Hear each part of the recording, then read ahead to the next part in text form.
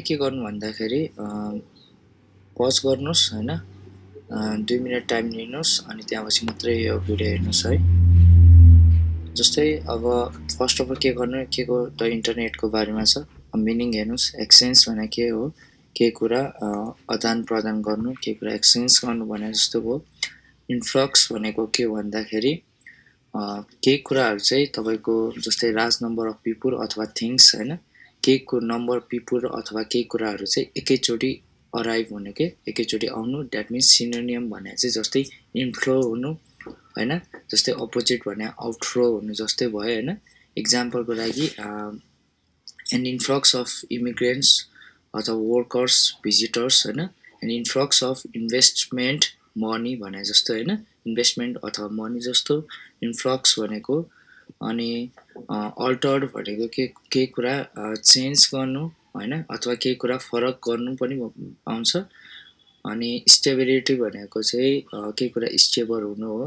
अनि शिफ्ट भनेको चाहिँ के भन्दाखेरि जस्तै केही कुराहरू चाहिँ काम नगर्नु हैन, जस्तै तपाईँ चाहिँ स्पेसली तपाईँ चाहिँ अल्छी भएको कारणले भन्ने आउँछ हैन। जस्तै अब पिटी अब तपाईँ प्र्याक्टिस नगर्नु एउटा अल्छीको कारणले हैन, गर्नुपर्ने थियो तर तपाईँहरूले नगर्नु एउटा अल्छीको कारणले भन्ने हुन्छ।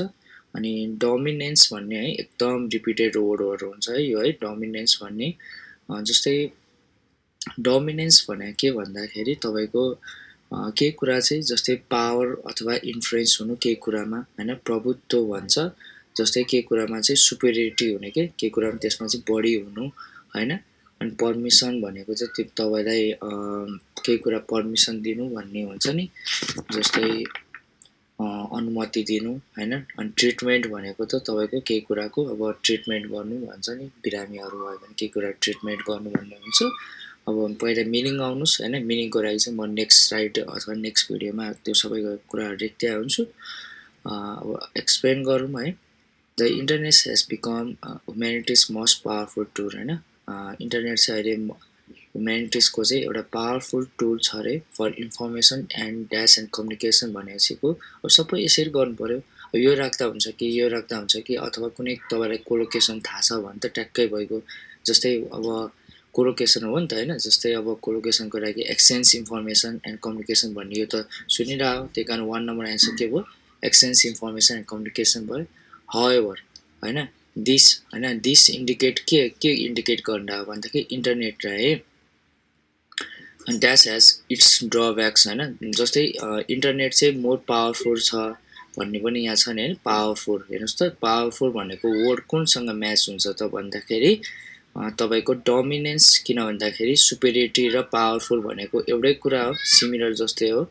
अनि त्यही कारण 2 नम्बरको एन्सर के भयो, डोमिनेन्स भयो हैन। अनि traditional forms of media and interpersonal communication have been significantly हैन। जस्तै एडवाई भयो नि हैन, यो भने के हो, एडभर्ब हो। जस्तै आफ्टर एडभर्ब हैन, जस्तै एडभर्ब पछिको सधैँ पनि के हुन्छ कि त भर्ब आउँछ कि त एक्जेक्टिभ आउँछ है। यो पनि ग्रामर रुल्स हो, लेख्दै जानु। अनि भर्बमा नि नर्मली के हुन्छ, भर्ब 3 आउँछ है। अनि जस्तै भर्ब 3 अब हेरौँ, अब सिधै हेर्ने मिल्यो अरे क्या। भर्ब 3 कुन छ नर्मली, अब अल्टर्ड अथवा सिफ्ट छ त। अल्टर्ड भने के हो, केही कुरा चेन्ज हुनु हैन। अनि अथवा सिफ्ट भने चाहिँ केही कुरा अल्छीको कारण हैन, तपाईँ केही कुरा कामहरू नगर्ने। अब यो त हुँदै भएन, यहाँ अल्छीको कुराहरू केही पनि छैन, त्यही कारण सिफ्ट भएन, त्यही कारण के हुनु भयो, अल्टर्ड। नर्मल कुरा छ। 3 नम्बरको एन्सर के हुनुभयो, अल्टर्ड हैन। यो ग्रामर रुल्स चाहिँ हेभ गऱ्यो भने तपाईको अब सिग्निफिकेन्टली जस्तै अल्टर भन्ने सिग्निफिकेन्ट इम्पोर्टेन्ट अल्टर भएछ विथ सम ल्याङ्ग्वेजेस हैन, केही कुरा ल्याङ्ग्वेजहरुमा। And directs become less prevent in the digital space भएछ हैन, अलिकति प्रिभेन्ट कम भएछ भन्नाले महत्त्व डिजिटल स्पेसमा अलिकति घटेको छ भन्ने भयो हैन। अनि जस्तै डाइरेक्ट्स भने चाहिँ के भन्दाखेरि उपभाषा भन्छ, अथवा कुनै पनि एरियामा तपाईको त्यो कुनै पनि ल्याङ्ग्वेजहरू कुन युज गर्नुपर्छ। जस्तै कुनै अब जस्तै भनौँ आफ्नो कम्युनिटी हुन्छ हैन, जस्तै अब गुरुङ कम्युनिटीमा उनीहरूको भाषा बोल्छ, उपभाषा भन्ने आफ्नो एउटा भाषा बोलिने जस्तै भनौँ न हैन।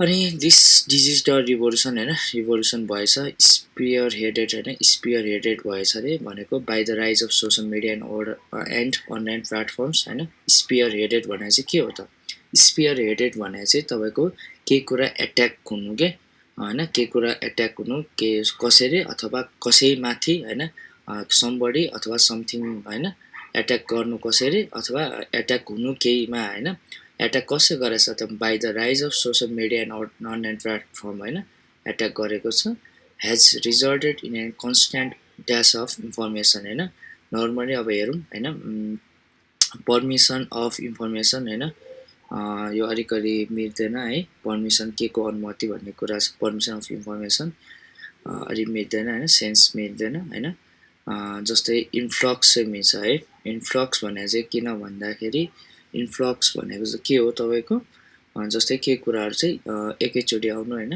जस्तै पिपुल अथवा केही कुराहरू जस्तै इन्फ्लक्स अफ इन्फर्मेसन भनेको इन्फर्मेसन आउनु रिजल्टेड भनेको छ नि त होइन तपाईँको इन्फ्लक्स अफ इन्फर्मेसन भन्ने एउटा कोलोकेसन पनि हो है टिप्दै जानुहोस् ल